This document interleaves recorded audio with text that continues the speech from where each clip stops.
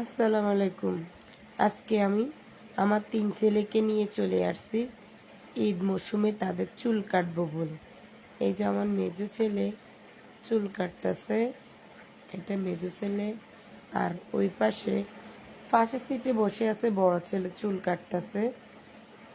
এই যে অনেক বড় সেলুন। আমি সবসময় আমার ছেলেদেরকে এখানে চুল কাটি। তার পাশে বসে রইল আমার ছোট ছেলে, তাদের চুল কাটা শেষে তার চুল কাটবে, তার চুলটা কাটবে সেলুনের মালিক। চুল কাটা শেষে আমি মার্কেটে গেলাম। জিদানের কিন্তু চুল এখনো কাটা হয়নি, ওদের চুল কাটলাম। মার্কেটে গিয়ে মার্কেট করলাম, ওর জন্য একটা টুপি কিনলাম, তারপর বাড়িতে গেলাম। জিদানের চুল কিন্তু এখনো কাটেনি, পরে কাটবো। সেলুনের মালিক জিদানের চুল কাটবে। সবাই ভালো থাকে।